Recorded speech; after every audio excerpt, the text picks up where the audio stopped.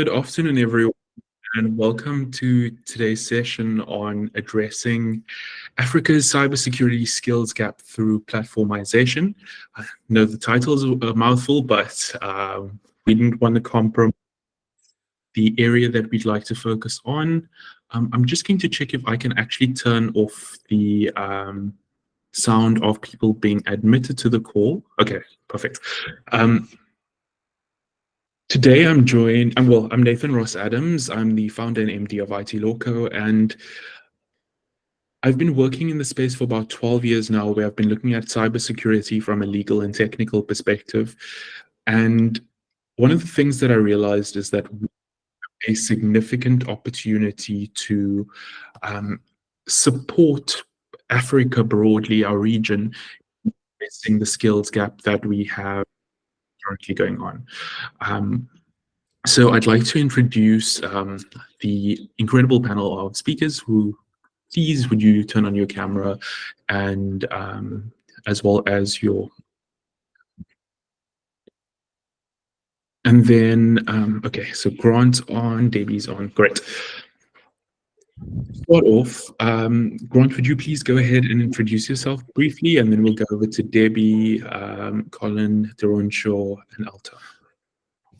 Thank you, Nathan. Good afternoon. So I'm Grant Hughes. I'm head of cybersecurity for Ensign. I'm also the founding president of the ISC2 chapter, which is a Cape Town-based cybersecurity community aimed at addressing, among other things, skill shortages as well. Thank you. Hi, I'm Debbie Murray, and I'm the founder and MD of 823, which is a niche technology empowerment and governance company. And I am a sort of 25-year veteran CIO in South Africa. Thanks. Over to you, Advocate Weepen. Good afternoon, everyone. My name is Colin. I am currently serving as the designee for the protection of personal information with the information regulator. Thank you. Advocate Mohale. Good afternoon, everyone. I am Deronshaw Mohale. I am the Group Data Privacy Lead at Standard Bank Group. Good afternoon and thank you. And then last but not least, over to Alta. Hi, everyone. My name is Alta Weeks. I am the National Sales Manager at NIL, as well as GoForce Institute of Technology, and I'm an expert in IT training solutions. Perfect. Thank you so much. And so, can you hear any noise in the background right now? Is it quite a lot of noise? No, it's only every second or so. So it's not too bad. Okay, great. So just to get the conversation started off, the key topic is about addressing the cybersecurity skills gap. And so, Grant, I was wondering to start off with you. Could you please tell us a bit about the skills gap as you understand it, and some stats maybe relating to that? Yeah, so Nathan, one of the guiding research studies we look at is the ISC2 workforce study. It's quite a respected study. It's released every year. And the one that came out last year, it actually had an all-time high record in terms of the number of unfilled cybersecurity vacancies. Now, they peg that number at 5.5 million unfilled vacancies globally. Now, yes, we probably will debate the number, because how can you be that specific on the number? But I think the key takeaway is that there's significantly more roles available than what there are skilled and competent people to fill those roles. Now, if I just bring it back to my personal experience, it took me 14 months to recruit a GRC team lead for my team within Ensign. It took a solid 14 months to find the right person. It took me 8 months to find the security architect. So I've got first-hand experience to see that the skill shortage is translating into the South African context, into the Cape Town context. We are seeing it on the ground. Perfect, thank you. And then, well, over to Debbie, really. From a strategic perspective, have you also found that it's very difficult to meet this need? Thanks. Yeah, 100%. I think, you know, the interesting part is it's not necessarily only within the cyber. What we're seeing now is, as the cybersecurity requirement has increased, we've had the same challenge. even in the digital skills set and the digital skills capability. I mean, when you look at like some of the stats that come out in South Africa, the really scary stat is that your STEM program graduates over the last 5 years have not increased at all. So when you look at the rest of the world, STEM graduates are making up to 30% of all graduates, whereas in South Africa, they're making up 15%. So even if you look at the broader context of digital and STEM and the kind of the amount of pool of or talent pool that's coming into the market, you know, very little of that is actually sitting in STEM, sitting in digital. It's actually sitting more in business and administration skills coming out. So we really do still have to do a lot of work of actually getting people to embrace the technical side of of the digital transformation. You know, a lot of people are absorbing digital transformation in their business and admin skills, but really to see that pure technical layer, even in across the spectrum of digital, specifically in digital platforms and in cyber, we're still not seeing that exit coming out of universities and out of training programs. So we're definitely seeing it. That being said, I think, you know, one of the things that I really wanted to touch on is we're not seeing a lot of stuff come in, and it's really hard, which means we have to focus within corporates on how much we can upskill and reskill within our own pools, you know, because as much as we can get people in, the question is, what are we doing with the people inside our corporates? And here, for me, I really just wanted to call out something that is of great concern within corporates, and I think something we really need to tackle head on, and that is that we're genuinely not spending enough within corporates on our cyber skills, and our skills budgets are just not, often they're not even being utilized. You know, the really scary part is when you go to social and ethics committees and deal with the skills budget. Unfortunately, there is still a lot of people and a lot of corporates that are using their skills budget as the balancing number in their triple BEE, you know, which means that front of mind, they're not putting skills and the reskilling and the upskilling of their entire workforce as like, this is non-negotiable, this is the ticket to the game. You know, I think this is where social and ethics committees, where boards, where senior executives really need to step up and say, this is a ticket to the game. Now, this is non-negotiable. It's not optional. It's not that balancing number on our triple BEE. How do we actually now reallocate our skills budgets, and how can we almost require more transparency, more accountability, where boards are requiring that of our executive to say, are you genuinely spending this? You know, the other side effect of that is the cyber skills gap shortage means we don't have enough consultants. It means our cyber skills specialists are really, they're having to spend so much time doing the work that we're not actually getting enough time for them to be able to go and have skills and skills retraining and doing continuous education. So I think within a corporate, we really need to take a good hard look at ourselves and say, are we spending what we need to be spending on our internal people as much as we're saying, how do we increase the pool? Really great points, and it brings me, Advocate Veep and Advocate Mohale, to the data protection and privacy context. Are you finding that many of the incidents that you're having to deal with, and it doesn't have to be within the your specifically, but that they're caused due to a lack of technical organizational measures and the right people in organizations? No, thank you so much for the question, Nathan. So if you look at the stats of security compromises for the past financial year, our financial year in government usually runs from the 1st of April to the 31st of March. So if you look as at 2023, 1st of March to 2024, 1st of April 2023 to 31st March 2024, you'll notice that we've had a record of 1,750 plus security compromises reported countrywide. Those are reported, not the ones that we don't know about. So that's the first instance of concern because of the spike, but it's not only the spike at our office or the South African landscape, but it's also worldwide that we notice an increase in cyber security related crimes. But you would also know, and everyone around the table, that there is what we would call a technical capability, and Debbie articulated it quite well. What we have to appreciate is that when you go and study the universities has this, what I would call in my own understanding, it's a limitation where maths and science or maths is actually required to enter into the IT landscape. And when you do have such a low number of people that qualify in terms of the university scoring, that then becomes a further limitation.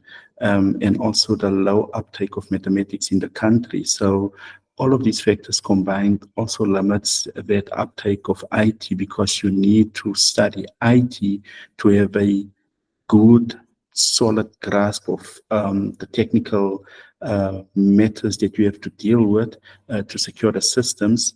And one of the indications that we can also point to is the fact that we have this huge security compromise that occurred in 2022 at Experian, the one that occurred at ITC, TransUnion, as well as the Department of Justice security compromise. And all of these security compromises, to a certain extent, point to the concerns that a regulator have in the main, that there might be a low level of qualified people. And the other problem is the huge turnaround of cybersecurity specialists that we are noticing. For instance, at our office, we've lost one or two skilled IT people, and that is also a concern, because that knowledge of the business and the understanding of our landscape is also then have to be rebuilt in order to ensure that we continue with our business. And I've had to also look at one of the biggest security compromises that occurred worldwide.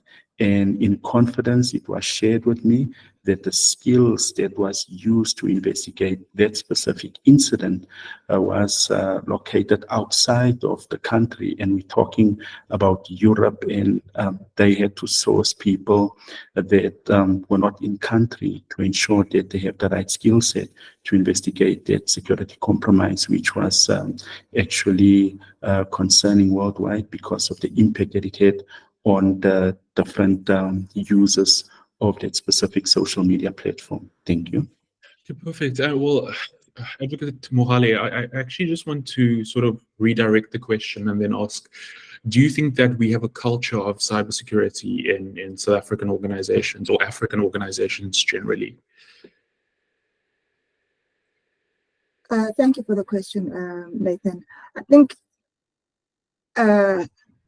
do we have a culture of cybersecurity continentally? I think we don't understand, for me, what exactly cybersecurity is. And as a result, the lack of understanding will be the lack of skills and the lack of resources, and therefore the lack of the culture. Just to touch on what Advocate Weapon was saying, is that we have quite a few data breaches within the continent. And if you look at some of the reasons, it's always, weak passwords, right? It's people often using their Gmail or their non-corporate issued email on corporate devices. I've just recently learned that using your free Wi-Fi at the airport when you're traveling is not as unsecure for some organizations as it is for others, but people are able to get through that. And I think for me, some of the root causes, right, is that in schools, do they actually talk about cybersecurity as a career? I don't think they speak enough about IT as a career in general, but then you go into cybersecurity. Do people understand what even cybersecurity is? And it's not always the case. So therefore, our STEM graduates will not increase if people don't know about that.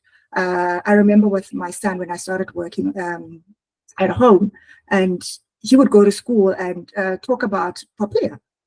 And the teachers then come back and ask him questions about the legislation and where do you know this from? It's like my mom is forever on a call talking about data privacy, etc., etc. So is this something that is addressed in schools adequately? I'm not sure, right? I'm also not sure in varsity to what extent we are being taught about cybersecurity and exactly what it's all about. So whilst corporate can increase the cybersecurity skills and close that gap by offering practical, can I say, tuition to practitioners, we also need to look at what we can do from an educational perspective. As children, we don't see enough people that we know being a cybersecurity specialist, right? Therefore, there's no role model, there's no picture. And for us who are working, we also don't have that mentorship there where I want to advance maybe from being an IT programmer to want to go into cybersecurity. And it's not only IT that can go into cybersecurity. I think Nathan, myself, and Advocate Weapon are coming from a legal background where we also contribute to cyber crimes, etc. So there's a lot that is, for me, around awareness that needs to be done to improve the cybersecurity skills. Therefore, also then increasing the cybersecurity culture within the continent. Perfect. A really great response, and also there's so much to unpack there. But I just want to narrow it down to the fact that there seems to be a skills gap from a basic education level right to an advanced or professional level, and it raises the question of whether, well, look, in every situation, we'll say the education system is broken, we should be doing this and we should be doing that. But the reality is that schools aren't equipping students with the skills. And I don't think that, I don't know if you guys remember, but on TV, there used to be various shows that would make law seem very sexy, that medicine would be sexy. Think of Grey's Anatomy or whatever you may be thinking of. But is there really a cybersecurity culture within many of the visuals that we consume? And then also linked to that, representation. Do we see people that look like us, that we can point out and say, look, Advocate Mohale is a cybersecurity expert. I believe I could actually be like her one day. Do you get what I mean? And so also it brings me to you and what you're seeing in the education space, particularly on training programs in organizations, and whether they're effectively responding to this need. Sorry, hi Nathan, thanks for that question.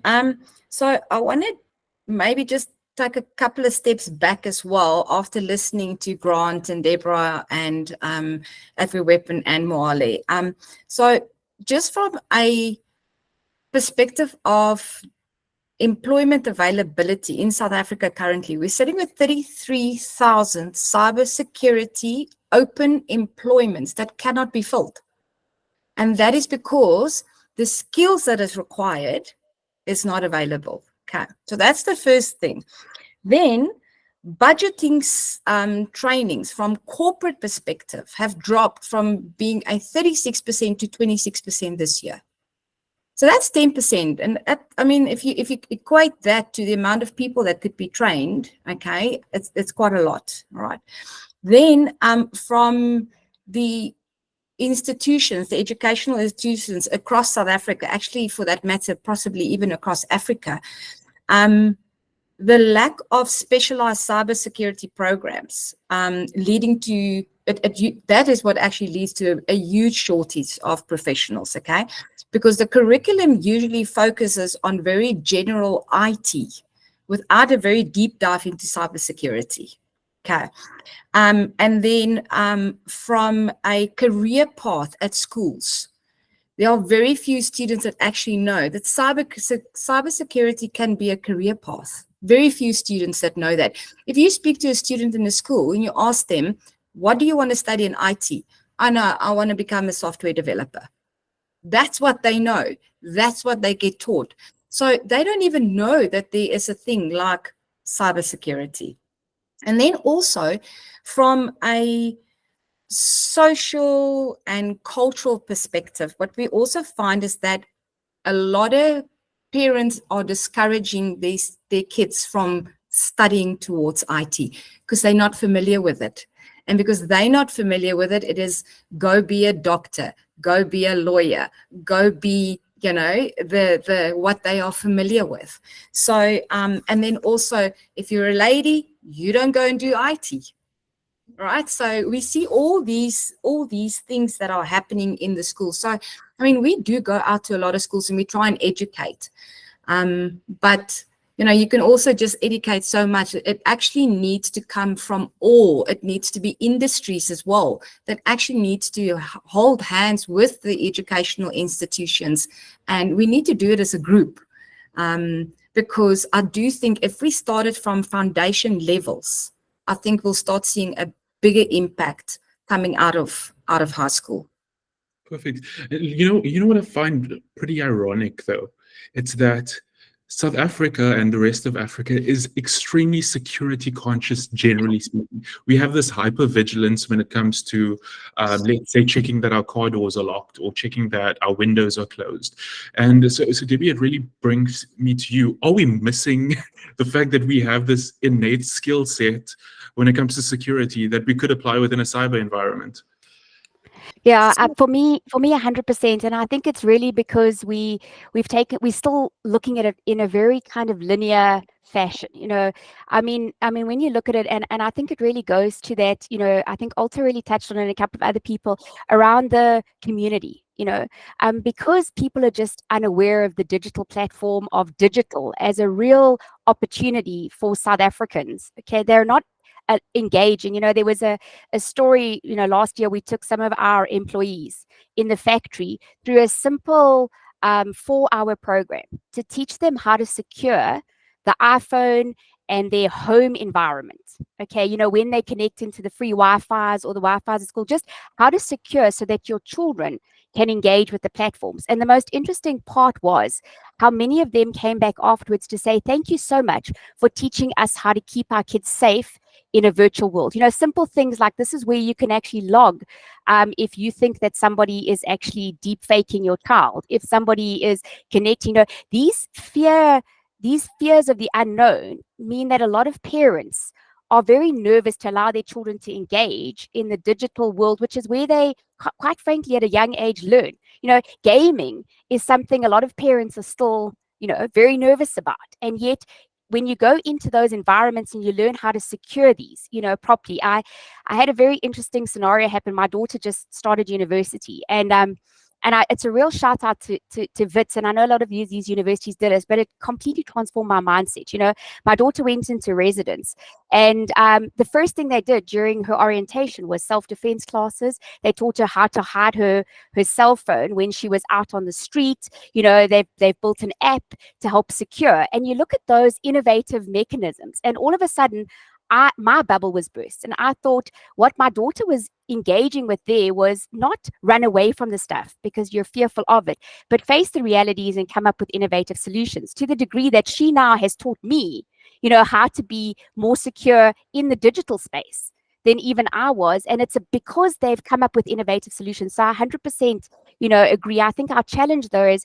we've really got to realize that some of the platforms, some of the opportunities are causing greater disparity at this point. And so what's happening is our really innovative kids are not able to engage with platforms, and some of our best cyber professionals are sitting out there without access. And we've really got to increase that access. You know, we've got to look at those barriers differently. And I think we need to almost come from the perspective of, guys, how do we live in this world? How do we take what we already innately do as South Africans, you know, which is that trust and that security, and how to live in an unsecure world into the digital world. But it's going to take parents, it's going to take, you know, industry, it's going to take educational institutions actually saying, let's embrace the discomfort of the virtual world and learn how to be a part of it. And I think that's where the innovation is going to come. So for me, it's almost like, let's jump in with secure guardrails. And, you know, that's where a lot of institutions are getting it right for our kids. But we as parents as well need to get it right. Perfect. And I suppose, you've touched on several points, but the one I want to hone into is the one of infrastructure, and maybe Advocate Colin Weepin, you can start, and then we can move over to Grant on. Well, can we even talk about cybersecurity when many people don't have access to Wi-Fi, many people don't have access to resources, and really our relationships, well, public-private partnerships, but also geopolitically, we don't have a significant amount of investment into infrastructure as a first priority for our country and our continent. What are your thoughts on that? Thank you so much for the question. So I'll have to switch heads. So I'm actually chairing the audit committee of the Department of Communication and Digital Technologies. And one of the things that I am proud to mention is that the department has introduced what we would call a data and cloud policy. And I'm not too sure if you've seen that policy. So that policy actually commercialized, but also provides a level of entry to those who are disadvantaged. But it's also the rollout of this and connecting rural areas. So there's been significant progress. So in my other life, when I was monitoring as the chairperson of the previous of the department, the previous chairperson of the Department of Communications, Office of the Premier in the Eastern Cape, there was significant progress made. There's a target, I think, of 1,000 and odd sites that they have to roll out, and they had the same service provider that was used in the Western Cape. So the speed at which the connection is taking place is quite significant, and it is commendable. But it's not only the government that's actually focusing on creating this infrastructure to increase access, but it's also the private sector. You'd know your Vodacoms, your MTNs, and so on, the way leaves the sites, etc. So those are also the private investment, but I don't have the real statistics around it. But just a very important point about access. So when we look at access, we shouldn't only look at owning the actual device by the specific person, because devices can be quite expensive, but it's also if you have, for instance, what we would call access to these internet cafes that we usually see, where you can just from time to time log on to check your emails or to do one or two things on the internet. So that access is not really quantified. And that is also one of the things that we just need to be mindful of. And one of the big problems around that is the fact that those people who usually use the public or these cafes to actually access your internet, etc., is also in the main unsecured, but also they don't properly log off, and they don't have the usual, what I would call the tech savviness to actually ensure that they don't expose themselves. And most of the time, the owners of these cafes or the third parties who access these cafes usually have access in some shape or form to the personal information of these users. But it's also very important for us in closure from my side on the infrastructure access to actually ensure that we also change the law. In Sweden, for instance, it's a human right, but in South Africa, we've not yet moved to that understanding and idea that access to the internet is actually a human right, because it would actually complement and amplify the promotion of access to information, which is Section 32 in the Constitution of the Republic of South Africa. Thank you. Perfect. Thanks. Advocate Mohale, you raised your hand. Did you want to contribute to that? What? Yeah. Yes, just one point before Grant comes in is to say that, I'd also like to give a shout out to the Department of Education. I don't know if it's with the Department of Communications or what, but having free internet access at schools is also a big improvement, and allows access to a lot of people, not just scholars, but to also the community. I don't know if any of you live in an area where there are public schools. You'll find a lot of cars parked at the perimeter of the school to access internet. And it's mostly after school hours. But those are some of the things that are also being done. And also in terms of access to career.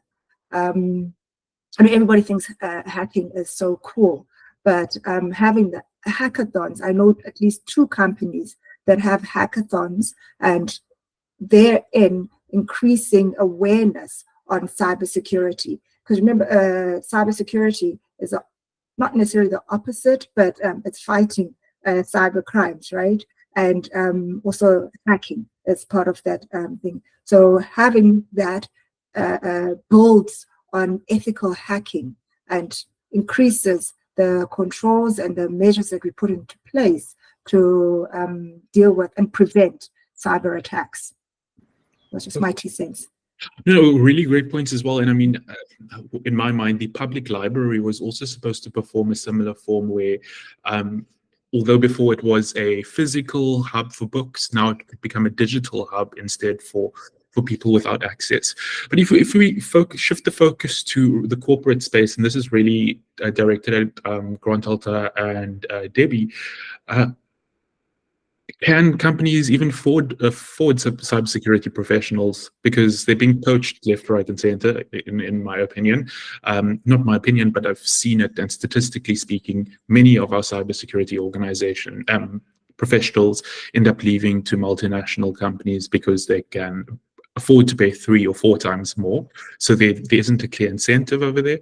So my thoughts are, do you have any suggestions on how that could be improved? Or alternatively speaking, do cybersecurity budgets just have to increase? Because I mean, I've consulted with various organizations where before the data breach, they had no budget. After the data breach, wow, money suddenly appears from nowhere. So yeah. Yeah. So Nathan, I'll start off. So the reality is that the salary scales are kind of unbalanced at the moment. I want to say in favor of the workforce, right? And because of the shortage, you've got a situation now where people can name the price. However, it's not sustainable. It's not sustainable, and it's not affordable for the majority of South African companies to pay that kind of rates, right? You can't have a small business, a tire shop or a small doctor surgery employ a person that's not contributing to their core mission. If you bring in a cybersecurity expert, he's not going to help with your core mission of the business. He's going to protect your data, which might not be, in your view, the core business. And he's coming at 1.5, 1.8 million per annum. It's very difficult to justify that, right? And back to the title of this talk, using platformization as one of the ways to alleviate this pain point. It's a real game changer in the space. And maybe just for the benefit of everyone, what do we mean when we say platformization in the context of cybersecurity? So it's back to that question: do you need a drill or do you need a 10-inch hole? Now, most of us, we need a 10-inch hole, and platformization is exactly that. It's a movement towards consolidating tools, processes, and skills where you buy the service. So you've got, and I'll name them because they're one of the sponsors here, right? You've got big players in the game like Arctic Wolf. They've got the maturity of the processes, they've got the tools, the right levels of skills. When you plug in, you don't start at ground zero. You immediately benefit from all the past learning, all the skills. So now the skill that you need to employ doesn't need to be super advanced. You can now get away with a fairly junior to mid-level person, because what you're going to get is you're going to get some deep skills on the other side, looking at things, doing the initial validation, and then telling you, Nathan, I'm seeing something in your environment. You probably want to do the following. So there's a real value in looking at something like that, not to address the skill shortage, but to alleviate some of the immediate pain points. Now, I'll call it one of the big benefits, right? You look at those big companies, and I'm going to again pick on Arctic Wolf. They process around 5 trillion events per week. Now that's big scale, right? Now with the big scale, what you get is you get intelligence. They are seeing things across the globe, across different verticals, things that will hit one vertical and 3 months later might hit your vertical. And they can take those learnings immediately, bring it back to secure you. Now there are many players in the game. There are many different platform providers, but if you are in a situation where you don't have the deep pockets to employ very advanced skills, but you obviously need to do something, it is worth looking at what are the platforms you can invest in? Because with that, you're getting technology, you're getting processes, and you're getting deep expertise at very little, I want to say, effort to you, and probably at the palatable price compared to if you had to go and source those licenses and skills yourself. That's my take on this. Okay, perfect. Alto, do you think that they're complementary though with capacity development?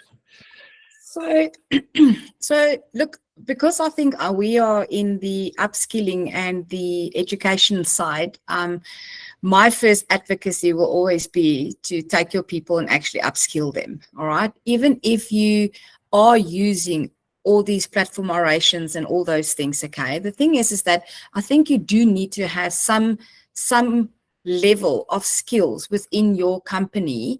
And I don't think just junior is the right way to go always, because one, they're not going to stay if they're going to stay a junior for always. They will move because they also want to upskill themselves. They also want to move up in the ladder. So if you are going to limit people from being, looking after them, upskilling them in the cybersecurity industry, they are going to leave you regardless whether it's salary or whether it's that they are not being upskilled.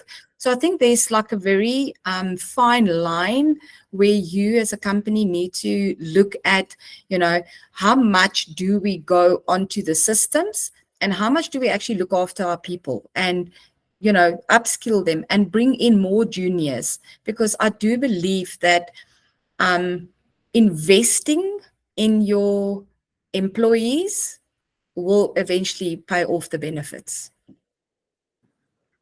Perfect, thank you. And I suppose it's Debbie on your side. You've interacted with several boards at an executive level, and often, me as well. And often, what you find is that there's a disconnect between the board meeting its objectives, which is the resilience and continuity of the organization, and cybersecurity professionals who have this very very narrow and specific mandate.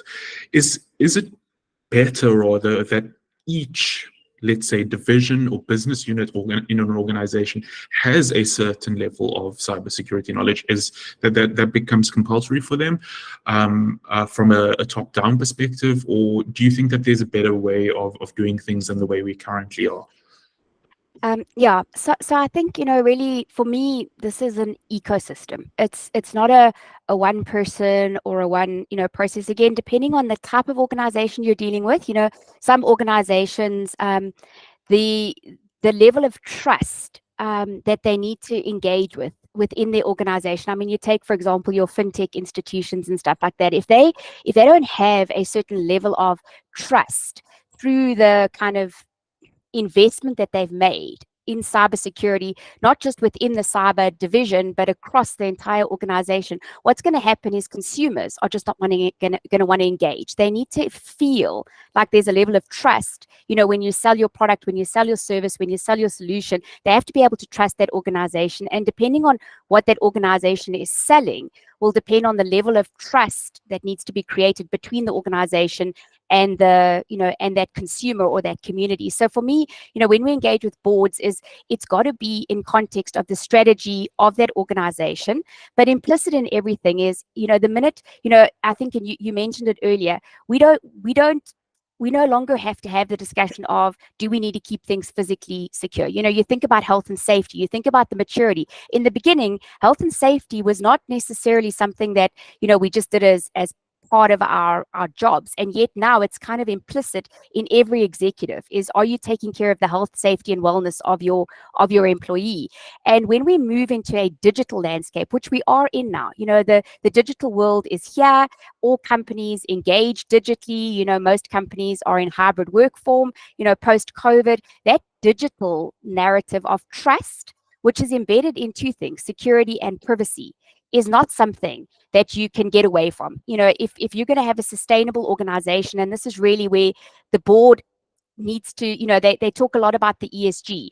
Cybersecurity, data privacy are fundamentally embedded in the sustainability and security of an organization, in the social context of an organization, even in the commercial context of an organization. You know, you're not winning tenders without these things. So I think for me, it's the way that we engage. It's about saying, you know, the boards need to be front and center of understanding the value add of security. Security is not something that is an add-on or an insurance policy. You know, there was a long time before Papaya, and I remember when, you know, we had conversations about Papaya, and I loved the concept of that it moved people from, oh no, there's a regulation that we have to uphold, to hang on, the pieces embedded in the Papaya Act actually bring a level of trust and a level of respect for an individual. And, you know, the minute that organization shifted to the hang on, by securing and being private, you know, all of a sudden we move to a conversation of how are we respecting an individual's information. And that concept of respect and trust transformed the entire conversation on privacy. And all of a sudden budgets were released because we understood the value add to our customer. And I think cybersecurity has to go the same way. But if it is not embedded in every department, you know, I mean, we say now, if you're not digitally literate in finance, you know, like, I mean, I studied as an accountant. It's now prerequisite to be digitally literate as an accountant. You're now going into BI, you're going into analytics, you're going into everything. Why? Because of the digital component embedded in doing your job as a finance professional. Every single professional and every single manager needs to have security for me and privacy embedded into the very ethos of who they are. You know, if the manager of a department is not actually saying, guys, whatever we design, whatever we build, whatever we construct, you need to understand that your job is to actually, you know, embrace the security requirement here and the privacy. Then what's happening is we're putting our cyber professionals to one side, and we're kind of saying, oh no, your job is to keep us secure. And we're also not even opening that up, you know, because, you know, to your point, you've got a lot of lawyers here that have moved into cyber. And it's great to bring that business knowledge into cyber to get that innovation. We're not going to get finance professionals going into cyber when we're not opening up the finance department to the concept of cyber. Perfect, thank you. And I suppose this question is really, the next question is directed at Advocate Mahale and Grant.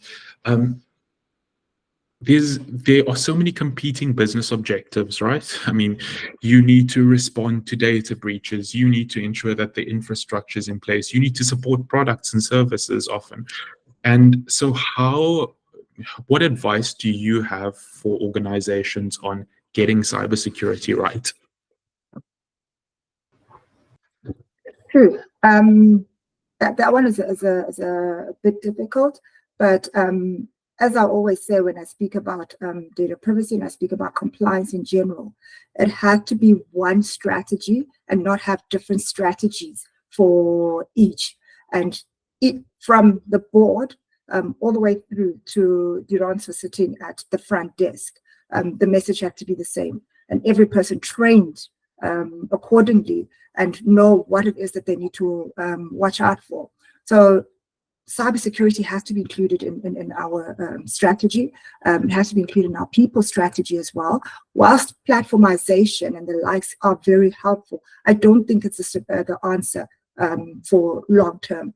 It will help us as organizations to cover that gap in terms of the training, to cover the gap in terms of the cybersecurity as well.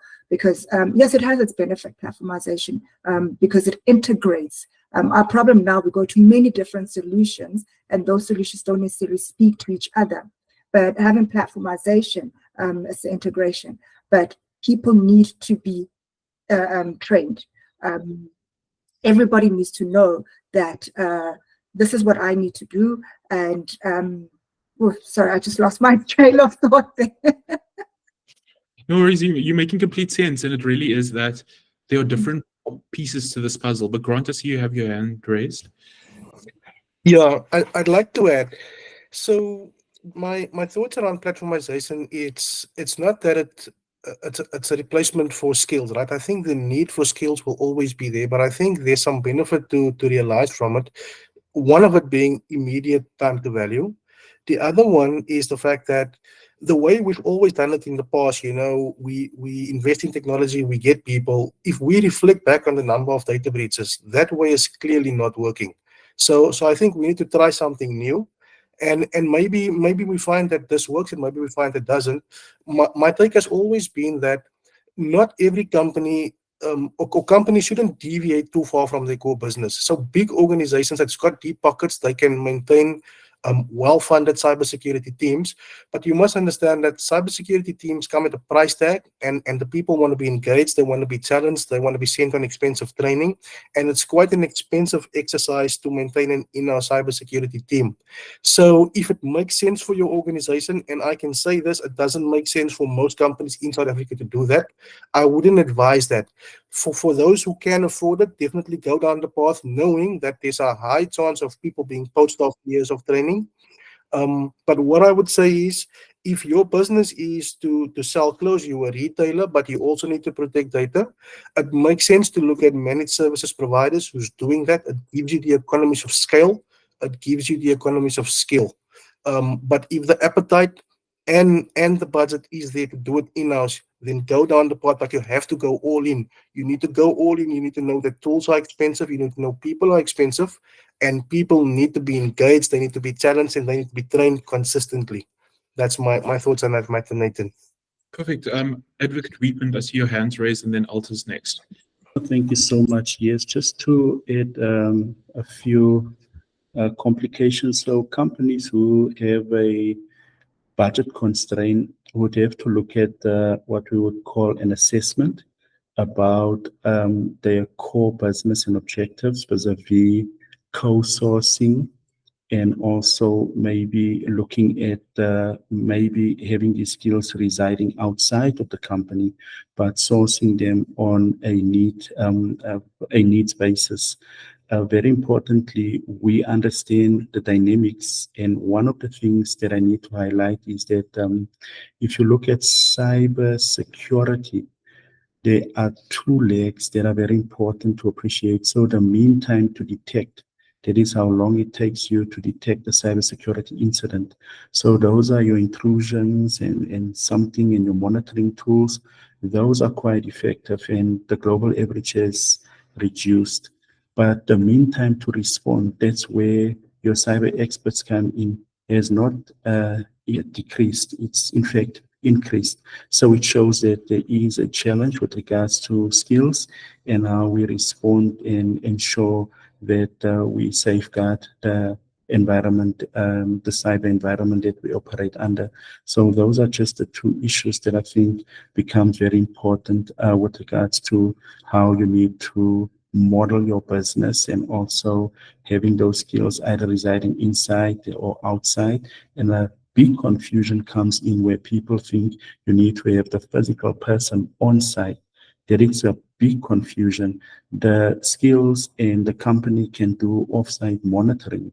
As you would know, that becomes important to appreciate, and that would also then reduce the cost of employment and also the risk of people moving around and them being poached and all those complications that you might have with employees, and also the politics around remote working and physical attendance to the office and etc. Thank you.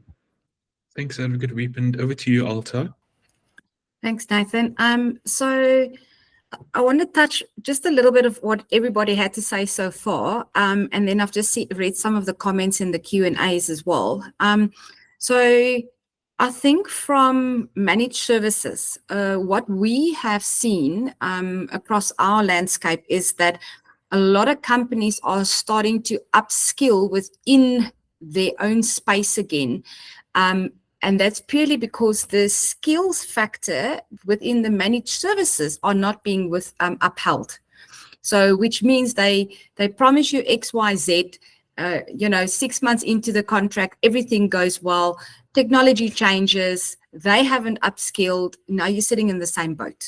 And now you signed a 3-year contract with the managed services partner and they still can't do it. So a lot of companies are starting to reskill within the companies to just still have that managed services partner, but to actually have that backup of making sure that what they promise and what they are delivering is actually aligned. And then I saw Jerusha Reddy here said that training needs to be done across all levels from a cybersecurity perspective, but it shouldn't be a tick box exercise. And I 100% agree with that. I think you cannot talk cybersecurity if the entry level worker up to the top of the food chain in the executive department does not all understand how that can impact your business. Should it be a tick box exercise? No. I think Deborah touched the base a little bit on it, is that, most companies have got the funds, okay, because of their SDLs. There is funds that you can train. Do you go and just take something off the shelf and say, this is off the shelf, this is what I have to train because this is going to get me my tick boxes?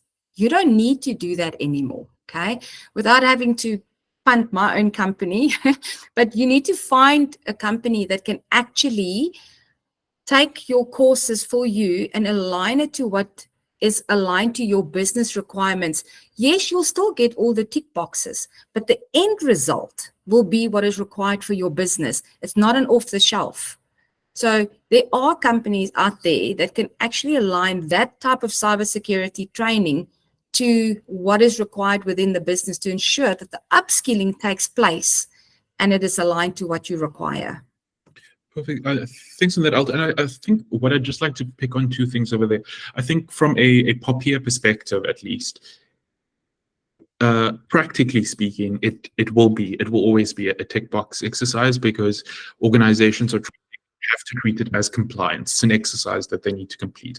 But on the other side of the hand, or from an IT GRC, IT governance, risk and compliance perspective, the approach is holistic. And from a redundancy perspective, it doesn't make sense to, for example, only have managed outsourced services. It would be a combination of internal skills, internal resources, platforms, and in that way, there's a redundant approach to cybersecurity, so that if one drops, you do have the others to sort of step up and to have backups.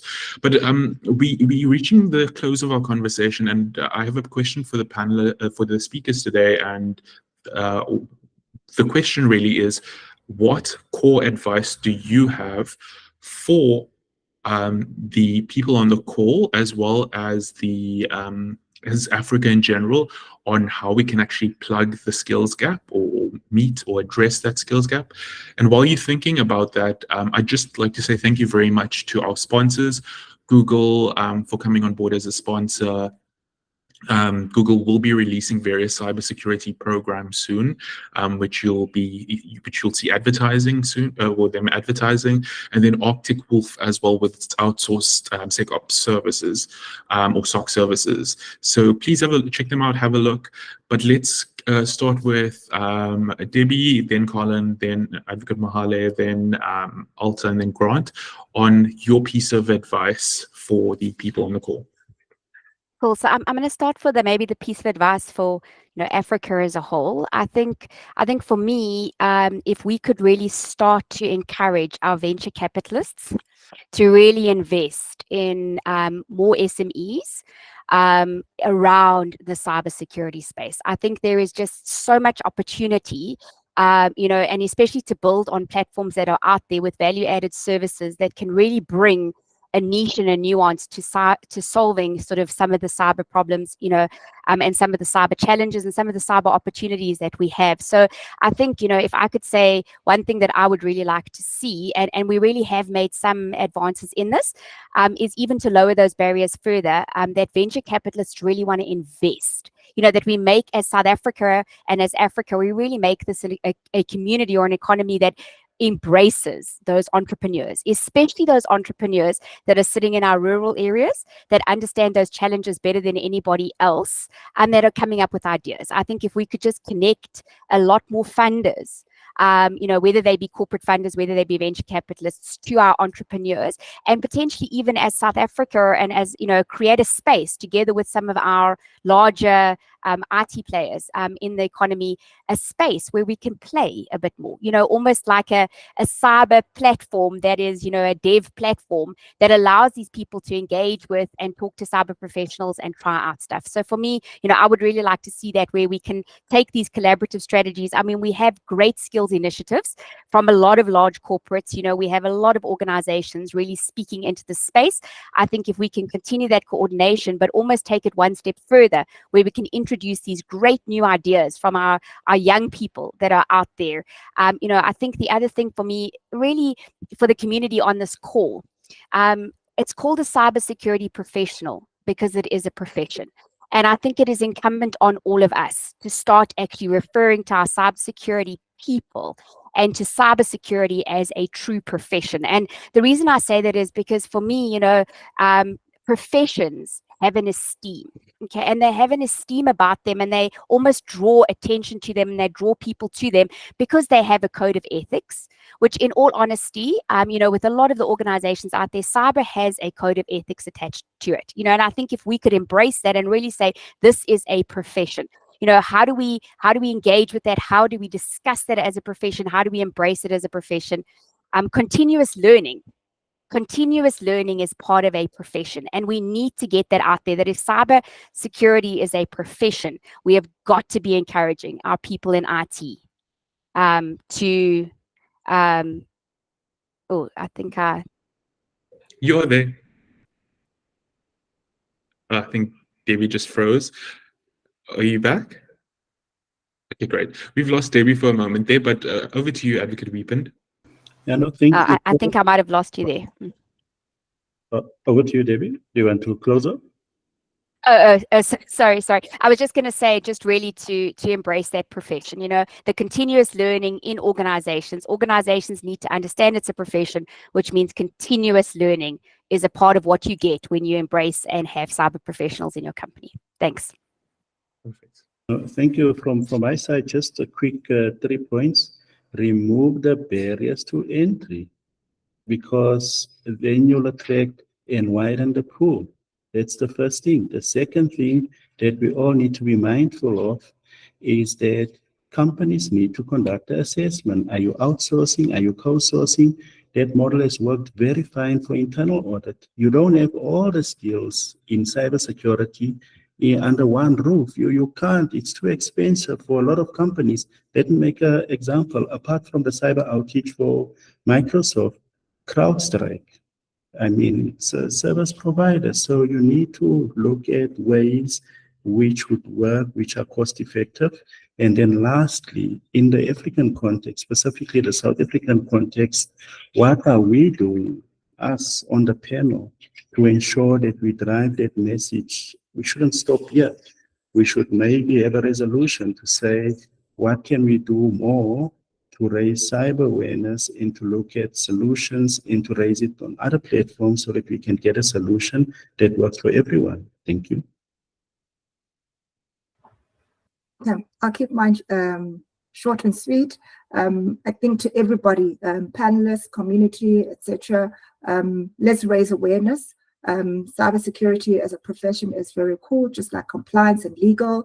And companies that want to play in the global space need to invest in cybersecurity, because you can only do it virtually, digitized, etc.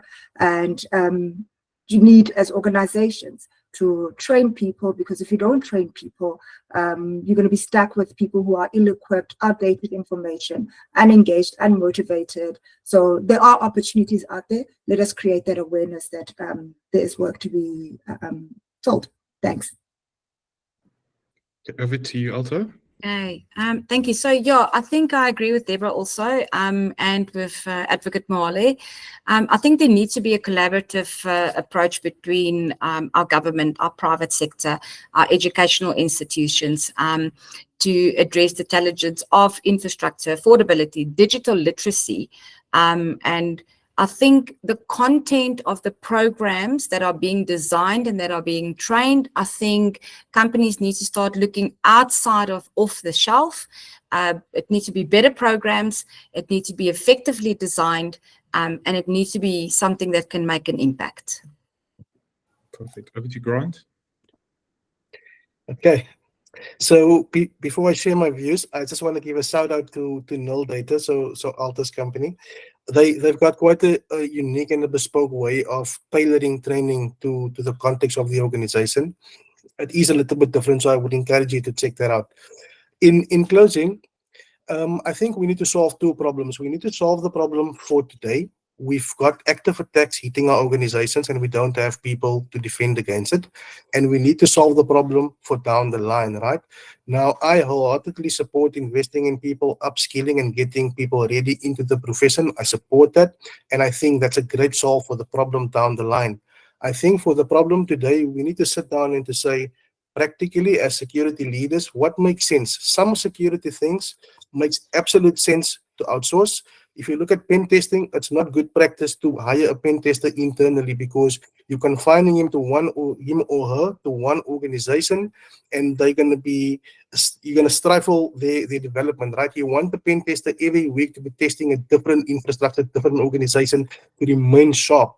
And therefore, certain roles needs to be outsourced. Incident response is one of those roles. You want them to see different types of incidents, different verticals, different sectors.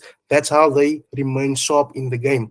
Things like strategy, architecture, you want them to have business context, you hire them internally. So I will say do what makes sense for the organization, but always ask yourself, do I need to purchase a drill or do I need to rent something because I only need a 10-inch hole? Thank you. Perfect. Thank you, everyone. And so my closing words are or closing advice and guidance is that don't wait to get started with us. If you haven't started an official cybersecurity program in your organization, just get started with setting the strategy right. And once your strategy is right, you can delineate or create a roadmap in what your priorities are in the short, medium, and long term. You can do so through a cybersecurity maturity assessment. There are many available out there. But prioritize what's important for you. And then based on that, you would develop the plan that you would need to respond to your organization's unique circumstances. Because then you'd be able to say, oh, I need a platform, I need people, I need a service provider to help me with training, I need my board to be convinced that they need to increase budgets. But before you can actually do that, you need the strategy and plan in place to actually do that. To end, I'd like to thank the incredible speakers for sharing their deep insights and for capturing the essence of the challenges many organizations in the continent are struggling with. And we've hopefully moved the conversation further for all of you on this call. And we will take the conversation further in our individual capacities, but also collectively. If you'd like to hear more about, if you'd like to have more of these sessions, please let us know. And then also thank you very much to each of you for joining this and for actively championing cybersecurity within your organization. We wish you all the best of luck and have a good afternoon.